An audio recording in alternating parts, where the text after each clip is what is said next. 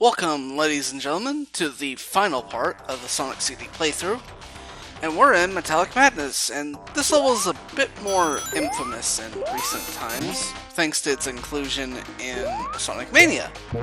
I haven't said a whole lot about Sonic Mania, like in any of these Sonic playthroughs I've done so far, mostly because I'm really saving that game for later.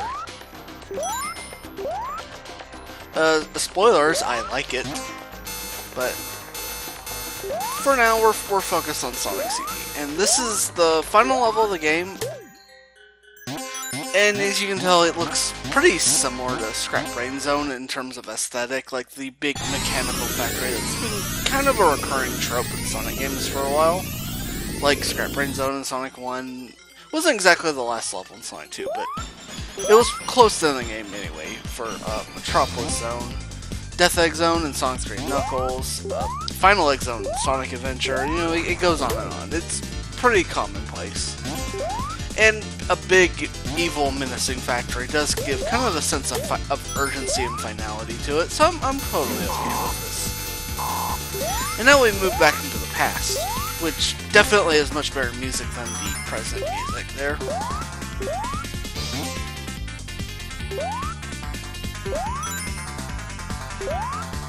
Now, Metallic Madness has a few weird gimmicks of its own, like those seesaws. They don't do a whole lot,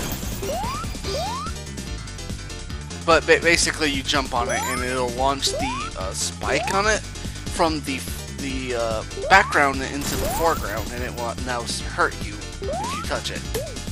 I don't really get why that exists. It's not particularly interesting, but anyway, I am moving my way towards the Robotniker, and this one's actually kind of tricky to find. As when I first played this game, it took me forever to find that one. But yeah, we've got all but one Robotniker left, which we will find in Act 2, coming up later. And now we're gonna go look for... Well, actually, I say that, I should correct myself. There are no Metal Sonic projectors in Metallic Madness, for whatever reason. I'm not sure why this is the case. I don't see why you would have these Metal Sonic projectors in all the other levels, and then once you get to the end, just say, nah, we don't want them anymore. But that's how it is, so... Okay, so that time travel trick I did there was kind of tricky to pull off. You can backtrack to a previous area to time travel more easily, but I didn't really want to do that. I found like that the backtracking was not the easiest thing in the world, but you know, you can do it if you want. You could also use the restart ability to go back to the beginning of the level at the cost of a life. I did not want to do that, but it's an option available to you. And springs hold all momentum as long as you can keep successfully bouncing on them without like falling off. But the moment you fall off, all your momentum is gone. So if you don't time travel before then, it'll be wasted. Anyway, this is the good future of Metallic Madness. A lot more bright and colorful than the present or the past was. Kind of interesting to see like the final level look all nice and pretty. You know, it might have been a bit more interesting if they were to make it so you only could see the bad future of the final level to make it have that sense of urgency, but it's not a huge deal.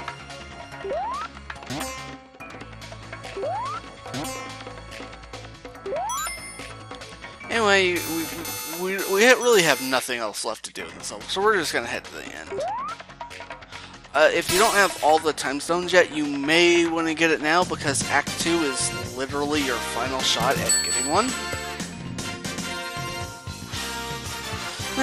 So, we got the good future in Act 1, so if we get it in Act 2, we've got the good ending locked up.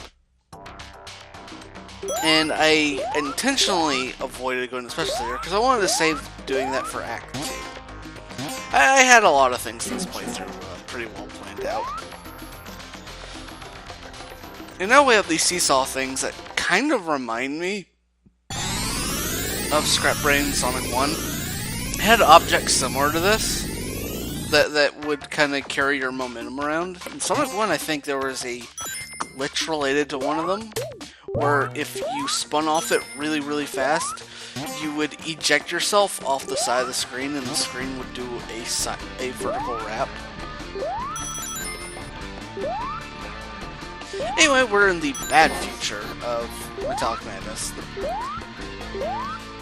Now, one thing about Act 2 of Metallic Madness that's kind of interesting, you can only really finish it in the present. The way the level design is made, it kind of cordons you off if you're in any time period other than present.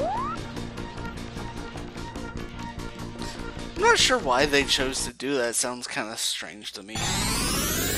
But the nice thing with the seesaw is that if you don't fall off, you can cordon off all your momentum onto there and charge it into a time travel. So that's pretty nice. There's a lot more places to time travel in Act 2 than Act 1. Act 1 is pretty sparse about them, unfortunately. There's one thing about Sonic CD I thought could have been better, is being a bit more generous in places and the availability of time travel in general. Because it is possible to lock yourself out of time travel if you screw up enough times, but you can always restart the level. I am actually not sure if restarting the level restarts the signposts. I am assuming it does. If I am wrong, feel free to let me know. Anyway, we're gonna head back into the past. And these little two springs here together are an easy way to do it. Some levels have really, really easy time travel methods like this, and some don't. So if you're playing this game with the intention of getting all the roboticizers in the past, definitely don't be afraid to look at a map.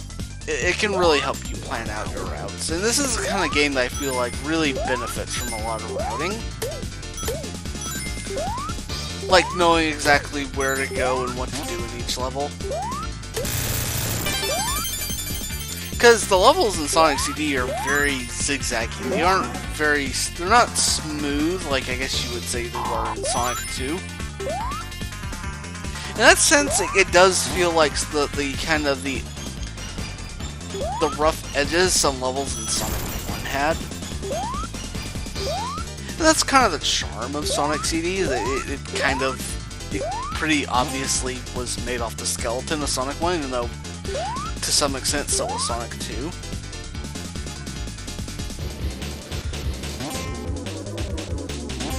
But, you know, that's how things are. Anyway, since we destroyed the Robotizer, we basically got all the good features locked up. But we can't actually finish this level in the past because of the way the level is designed. So we need to find a way to time travel back to the present.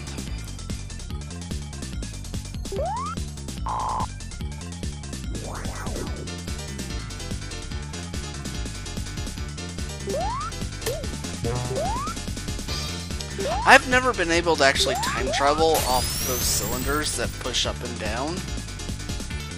If you have, let me know, but I always find trying to do so always just ends up with me losing the time travel status.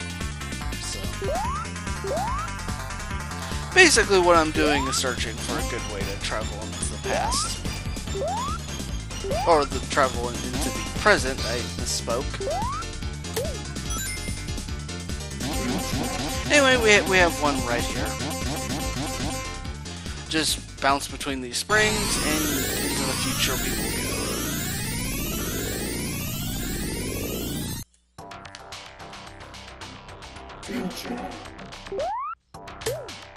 And of course they give you both potential time periods right there for some odd reason.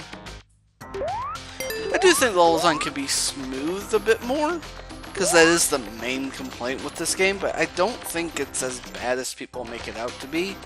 Like, I've seen some people say that the level design is like completely horrendous, and yeah, I think that's way overblowing it.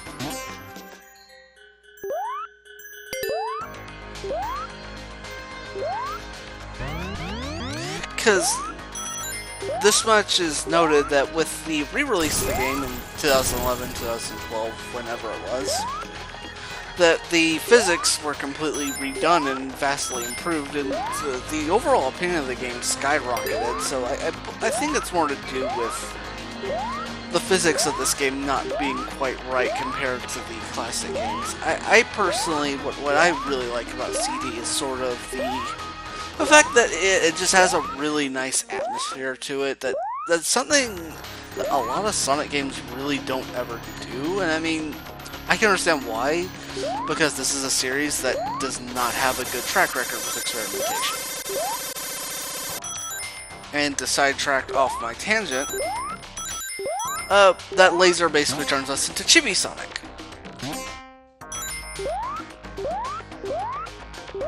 It doesn't really, Chibi Sonic doesn't really affect anything in terms of gameplay. He's just a lot smaller, but it's a nice little diversion. The Chibi Sonic thing was brought up when Metallic Madness and Sonic Mania, actually. Though this is where it all started.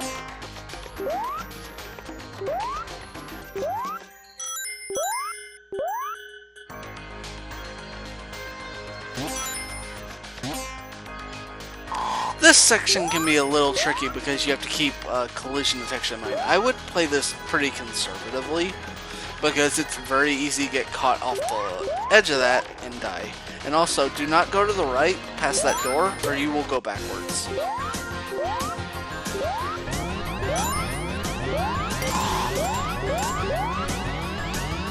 Anyway, we're close to the level. If I had lost my rings there, I probably would have just started over, because the way I had this playthrough planned out is to get the last time stone at the last possible chance. And, well, obviously if I had failed that, then this playthrough would be completely worthless. Anyway, you can get up to those early if you're really fast at jumping, but I will not. The order those fall through is completely static. It's not random at all, so it's something you can memorize and do through for like speedrunning purposes if you wanted.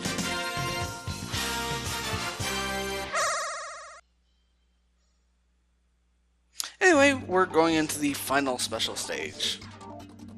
And this is definitely one of the harder ones. There's just so much water everywhere. Both the black and the, I guess, pink water counts as, well, water. It will definitely make it harder. It will basically sap away your time really quickly, so I do not recommend stepping in it. And all the bumpers can sometimes make your positioning feel a bit awkward.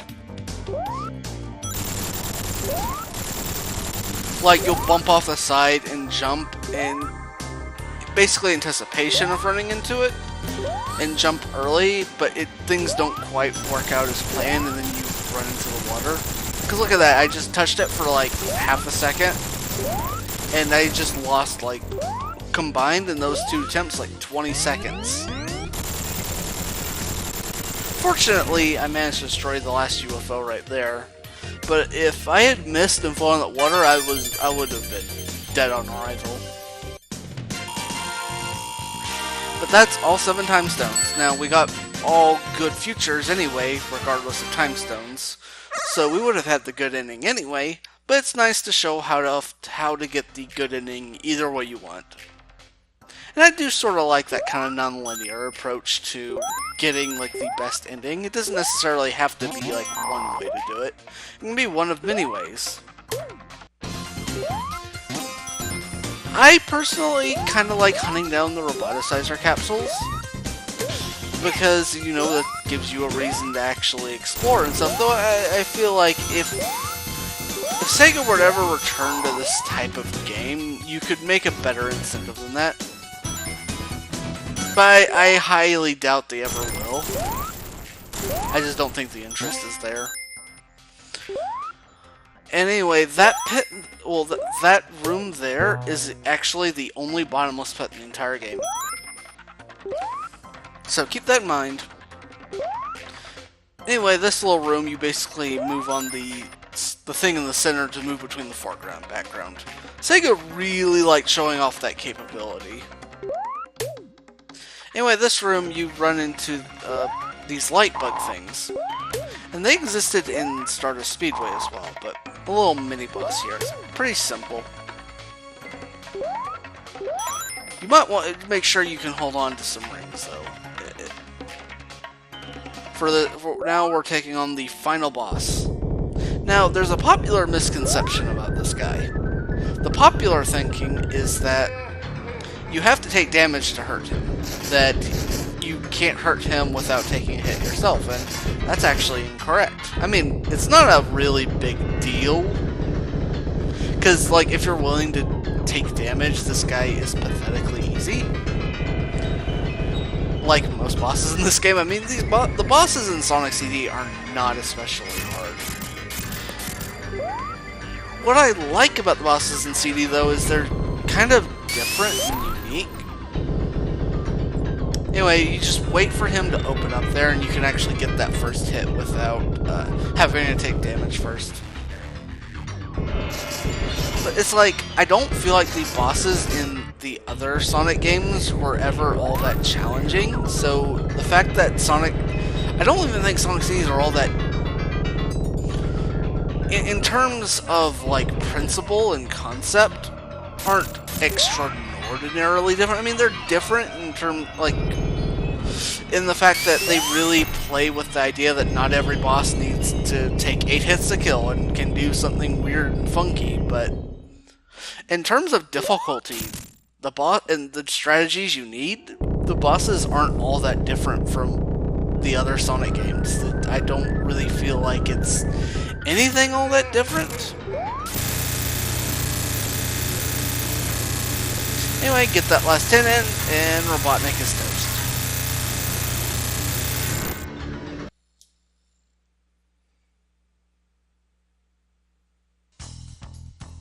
And we get to see the final FMV scene through the Sega CD's wonderful, grainy AMV, well, whatever the Sega CD uses to play video.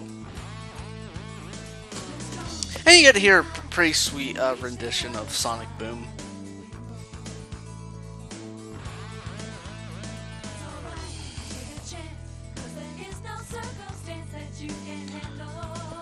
So, final opinions on Sonic CD. This is still one of my favorite games in the franchise, just because I love the art style, I love how colorful and bright this game is, I love the willingness to tinker and experiment, and still be relatively successful, even despite what some naysayers may say about the game's level design, which I think the level... I have specific issues with some parts of the level design, but I think the cries of outrage that the level design is the worst they've ever seen is kind of overblown.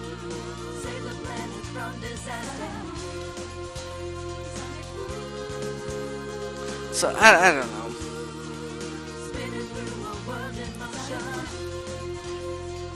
And I think the overall end product is generally successful and really good. I would say I actually think this game's better than 1 or 2. Not 3 Knuckles, though. That's a different beast altogether. I still think this is definitely one of the better games on the Sega CD, though I wouldn't actually say it's the best. That would probably be Lunar 2, because that one's pretty hard to top. Though there's others in consideration, like Snatcher, Shining Force CD, Popful Mail, and a few others. I mean, yeah, the Sega CD isn't loaded with, like, amazing games all the way across, but it's an add-on, it's not its own console. I don't expect it to have, like, hundreds and hundreds of games. But yeah, overall, I really, really like Sonic CD, but I feel like in 2018, if you're gonna play this game, the way to go is the re-release of the game on Steam, PSN, whatever your preferred platform is. Weirdly enough, the re-release, you'll have complete selection of whatever region soundtrack you want, so there's no real reason complaining about the the music wars between US and Japanese. However, the end and intro themes don't have like vocals, which is kind of a shame because they're pretty good here. I really like this version of Sonic Boom in the ending theme. Though both versions of Toot Toot Sonic Warrior and You Can Do Anything are also top notch. So losing the lyrics is definitely hurts, but just the improved physics and all the options given to you, I think more than makes up for it. And I will revisit this game at some point to show off that version at a later time with the Japanese soundtrack. Because, you know, I still enjoy the US soundtrack just for its atmospheric nature. But I know a lot of people don't care for it. But yeah, overall, my overall verdict of Sonic CD, it's a fantastic game, and if you like platformers, you should at least give it a try for its interesting take on time travel and how it interacts with platforming in general. And this is our good ending we got here. I almost always get the good ending, so I don't know what the bad ending looks like, actually. Anyway, that's all I have for this time. So, see you guys for the next playthrough.